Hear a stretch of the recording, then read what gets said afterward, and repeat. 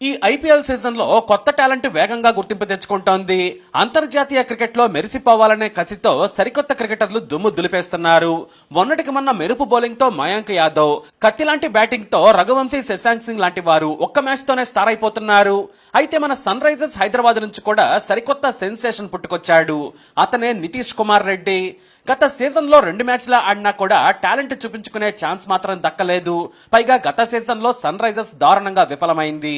కానీ ఈసారి మాత్రం కోచింగ్ టీమ్ తో కొత్త ప్రయోగాలు చేస్తూ విధ్వంసానికి కొత్త రూల్స్ రాస్తోంది సన్ రైజర్స్ టీం.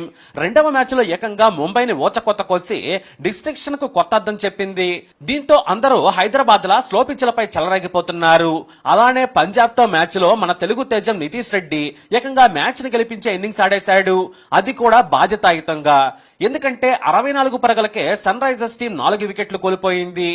ఈ దశలో ఇక మ్యాచ్ చేజారినట్లే అనుకున్నారంతా. ఎందుకంటే హేమీలంతా అవుట్ అయిపోయారు. ఆ టైంలో నితీష్ రెడ్డి బ్యాటింగ్ వచ్చాడు. అతని మీద ఆడియన్స్ కి నమ్మకం ఉంది.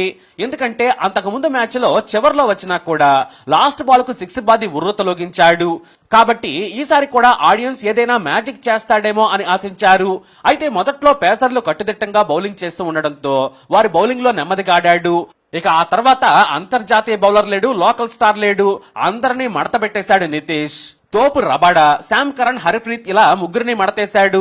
ఇక హర్ప్రీత్ బౌలింగ్ లో అయితే 2 6లు 2 4లు కొట్టి 21 పరుగులతో మ్యాచ్ దశనే మార్చేశాడు. 37 బంతుల్లో 64 పరుగులు చేసి టీం ని మంచి ప్లేస్ లో ఉంచేశాడు. అదే ఊపులో 3 ఓవర్లు మాత్రమే మిగిలి ఉండడంతో హార్డ్ హిట్టింగ్ కే మొగ్గు చూపాడు. కానీ హర్షదీప్ మంచి క్యాచ్ అందుకోవడంతో అవుట్ అయ్యాడు. వాస్తవానికి 64 పరుగులకే 4 వికెట్లు కోల్పోవడంతో 120 పరుగులు చేస్తే ఓకే, 150 రన్స్ చేస్తే గొప్ప. ఏదేమైనా మ్యాచ్ ఓటమి ఖాయమనుకున్నారు. కానీ ఏకంగా 182 పరుగుల లక్ష్యాన్ని బోర్డుపై ఉంచడంతో మంచి బౌలింగ్ అటాక్ ఉన్న సన్ రైజర్స్ ప్యాట్ కమిన్స్, భువీతో కలిసి పంజాబ్ పనిపట్టేశారు. చివర్లో 3 క్యాచ్లను జారవిడచడంతో చివరి వరకు ఉత్కంఠగా మారినా కూడా 2 పరుగుల తేడాతో Punjab Sunrisers Hyderabad team చేతిలో ఓడిపోయింది. గెలుపుకు తలా ఓ చేయి వేసినా కూడా సగం బలం మాత్రం నితీష్ మెరుపు బ్యాటింగ్ వల్లే జరిగింది. ఒక్క మ్యాచ్ తో నితీష్ స్టార్ అయిపోయాడు. అంతేకాదు డ్రెస్సింగ్ రూమ్ లో కోచ్లు, ప్లేయర్లు అందరూ కూడా నితీష్ బ్యాటింగ్ చూసి క్లాప్స్ కొట్టారు. సమద్ అయితే నేను కొత్త నితీష్ ని చూస్తున్నానన్నాడు. ఇలా ఆడుతాడని నేను అస్సలు ఊహించలేదు. సీమర్ గా వచ్చి ఆ తర్వాత బ్యాటింగ్ తో ఇరగదీస్తూ టీం కి మంచి ఆల్రౌండర్ లా మారాడు నితీష్. అయితే నితీష్ విజయం వెనుక అతని స్వశక్తి ఎంతో ఉంది. అంతకు మించి తండ్రి చేసిన త్యాగం కూడా ఉంది. విశాఖలో పుట్టి పెరిగాడు నితీష్ రెడ్డి. తండ్రి ముత్యాల రెడ్డి హిందుస్థాన్ జింక్ లిమిటెడ్ లో ఉద్యోగి. జింక్ కంపెనీలోని క్రికెట్ గ్రౌండ్ లోనే ఆటలాడుతూ చూస్తూ పెరిగాడు నితీష్.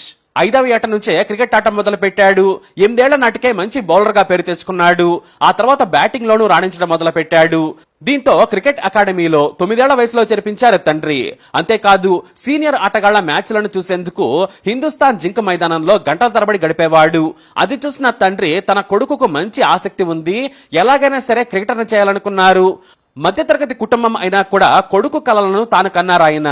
వెంటనే ఉద్యోగానికి రాజీనామా చేసి కంపెనీ నుంచి వచ్చిన డబ్బులతో కొడుకుని క్రికెట్ మ్యాచ్లు ఆడిపిస్తూ కోచింగ్ కూడా ఇప్పిస్తూ ఉండేవారు. అయితే అండర్-12 మ్యాచ్ లో నితీష్ ను చూసిన నాటి సెలెక్టర్ ఎంఎస్కే ప్రసాద్ బాగా ఆడుతున్నాడని మెచ్చుకొని బ్యాటింగ్ లో మెలకువలు నేర్పించారు.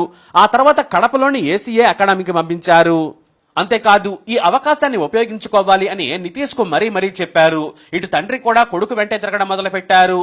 మరోవైపు బంధువులంతా కూడా కొడుకును పాడు చేస్తున్నాడు, వాడేమన్నా సచిన్ అవుతాడా, ధోని అవుతాడా, హాయిగా చదివిస్తే మంచి ఉద్యోగం చేసుకుంటాడని అన్నారు. అయినా కూడా తండ్రి పట్టించుకోలేదు.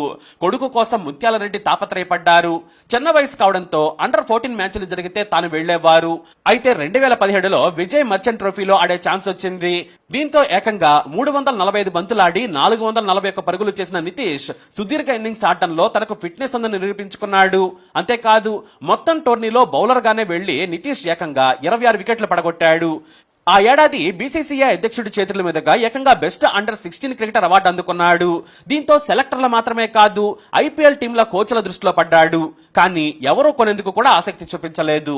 అయితే మంచి ఆల్రౌండర్ కోసం చూస్తున్న సమయంలో తక్కువ ధరకు తెలుగు వాడిన నితీష్ ను గమనించారు హైదరాబాద్ సెలెక్టర్లు. ఇటు కావ్య మారన్ కూడా లోకల్ టాలెంట్ కావాలని చెప్పారు. దీంతో కేవలం 20 లక్షల బేస్ ప్రైజ్ తో సన్ రైజర్స్ సొంతం చేసుకుంది. ఇతన్ని ఎందుకు కొన్నారని చాలా మంది అనుకున్నారు. కానీ 17 ఫస్ట్ క్లాస్ మ్యాచ్ మ్యాచ్లు ఆడిన నితీష్ బౌలర్ గా రాణించాడు. మొత్తం 52 వికెట్లు తీసి 566 పరుగులు చేశాడు. లిస్ట్ ఏ మ్యాచ్ల్లో 403 పరుగులు చేశాడు. కానీ ఈ గణాంకాలతో కంటే కూడా అతనిలో ఆల్రౌండర్ ఉన్నాడు. సానబెట్టి వాడుకోవాలనుకుంది సన్ రైజర్స్ టీం. ఎలాగూ పేరున్న క్రికెటర్లు టాప్ లోనే ఉంటారు. కేవలం 20 ఓవర్లే ఆడేది. కానీ ఫినిషర్ గా నితీష్ పనికొస్తాడని భావించారు. అందుకే ఎవరో పట్టించుకోకున్నా కూడా సన్ రైజర్స్ టీం ఎంపిక చేసి కొనుక్కుంది. దానికి కారణం 2020లో కేరళపై తొలి రంజీ ఆడాడు. లోయర్ ఆర్డర్ లో వచ్చి టీం గెలవడానికి కావలసిన 39 పరుగులను కంగారు పడకుండా చేసి గెలిపించాడు. ఇలా అతనిలో మెరుపు బౌలర్ బ్యాట్స్మెన్ లేకున్నా కూడా ఆల్రౌండర్ కావాలి అనుకున్నారు. ఆ తర్వాత ఫినిషర్ గా తయారు చేయాలని సెలెక్ట్ చేసిందని టీం ఒక ఇంటర్వ్యూలో చెప్పుకొచ్చింది. గత సీజన్ లో 2 మ్యాచ్లు ఆడాడు. అయితే పేస్ బౌలింగ్ లో మంచి గ్రిప్ ఉంది. కొత్తగా చెబితే నేర్చుకుంటున్నాడని కోచ్ల నుంచి కెప్టెన్ ప్యాట్ కమిన్స్ కష్టపడాలని చెప్పాడు. అంతకుముందు ఐపీఎల్ సీజన్ కు ముందే ఈసారి బౌలింగ్ తోనే కాదు అంతకుమించి బ్యాటింగ్ తో కూడా రాణిస్తానని చెప్పాడు నితీష్. కానీ ఇవి అందరూ చెప్పే మాటలే కదా అని లైట్ తీసుకున్నారు. అయితే మంచి ఫినిషర్ మన టీంకు అవసరమని బ్యాటింగ్ కోచ్ బౌలింగ్ కోచ్లు నితీష్ ను స్థానబెట్టడం మొదలు పెట్టారు. మంచి ఆల్రౌండర్ తో పాటు మంచి ఫినిషర్ గా ఎదగాలని హాట్ హిట్టింగ్ పై నెట్ లో విపరీతంగా ప్రాక్టీస్ చేయించారు. తాను కూడా గంటల తరబడి బాదనం పైనే ప్రాక్టీస్ చేయడం మొదలు పెట్టాడు. మరోవైపు తోపు ప్లేయర్లైన Markram, Klaasen, Travis Head, Phillips, Abhishek Sharma, Mayank ఇలా అందరి మధ్య నేర్చుకోవటం అతనికి మంచి ప్లస్ అయింది. ఇప్పుడు ఏకంగా బాదుడు అన్నట్టుగా మెరుపులా బ్యాటింగ్ చేస్తున్నాడు. అంతర్జాతీయ బౌలర్ అందరినీ కూడా వేరే బాదుడు బాదాడు. లైన్ అండ్ లెంత్ బాల్స్ ను కూడా అలవోకగా సిక్స్లుగా మలిచి తన సత్తా చాడాడు నితీష్ రెడ్డి. అయితే నితీష్ కేవలం ఐపీఎల్ టీం కే పరిమితం కాడనేది వాస్తవం. తనలో మంచి ఆల్రౌండర్ ఉన్నాడని నిరూపించుకున్నాడు. ఇప్పుడు బీసీసీఐ దేశవ్యాప్తంగా ఆల్రౌండర్లను గుర్తించే పనిలో పడింది. పేస్ ఆల్రౌండర్లు దొరకడం లేదు. రవీంద్ర జడేజా చివరి దశకు చేరుకున్నాడు. విజయ్ శంకర్, వెంకటేష్ అయ్యర్, శివం దుబేలు బ్యాటింగ్ పైనే దృష్టి పెట్టి బౌలింగ్ మర్చిపోయారు. కానీ కాస్త బౌలింగ్ పై కూడా దృష్టి పెట్టి బాగా రాణిస్తే మాత్రం జాతీయ టీంలో ఛాన్స్ దొరికే అవకాశాలున్నాయి. నితీష్ బ్యాటింగ్ స్టైల్, బౌలింగ్ లో వైవిధ్యం బాగుంది. వేగం కూడా గంటకు 130 కిలోమీటర్ల కంటే ఎక్కువ వేగంతో బంతులేస్తున్నాడు. ఫిట్నెస్ పరంగా కూడా నితీష్ రెడ్డికి వంక పెట్టాల్సిన అవసరం లేదు. మరో 3-4 మ్యాచ్లు ఆడితే మాత్రం హార్దిక్ పాండ్యా మాదిరిగా ఎదిగే ఛాన్స్ ఉంది. అన్ని కలిసి వస్తే హార్దిక్ పాండ్యా బ్యాకప్ కు నితీష్ పేరును సెలెక్టర్లు పరిశీలించే ఛాన్స్ కూడా ఉంది. రాబోయే మ్యాచ్ల్లో నితీష్ తన సత్తా చాటితే మాత్రం మరో తెలుగు కుర్రాడని మనం భారత డ్రెస్సింగ్ రూమ్ లో రోహిత్ శర్మ, కోహ్లీ, బుమ్రాల పక్కన చూడొచ్చు. ఎందుకంటే నితీష్ వయసు కేవలం 20 ఏళ్లే. ఇక తనకు ఐపీఎల్ ద్వారా వచ్చిన డబ్బుతో అమ్మా నాన్నకు కారు కొని పెట్టాడు నితీష్. ఎందుకంటే తన తండ్రి వైజాగ్ నుంచి ఎన్నో వందల సార్లు ఆర్టీసీ బస్సుల్లో, రైల్లో జనరల్ బోగి ప్రయాణాలు చేసినా అలసిపోలేదు. కొడుకు ఆటను చూస్తే ఆయన అన్ని మరిచిపోయేవారు. ఇప్పుడు కొడుకు తండ్రి ఆశలను తీర్చి మహోన్నత స్థితికి చేరుకొని కోట్లాది మంది క్రికెట్ ఫ్యాన్స్ చేత చప్పట్లు కొట్టించుకుంటున్నాడు. వద్దన్న బంధువులే నితీష్ ఆటను చూసి వీడు సాధించాడరా అని టీవీలో చూసి మురిసిపోతున్నారు. అంతేకాదు మావాడే నితీష్ అని చెప్పుకుంటున్నారు.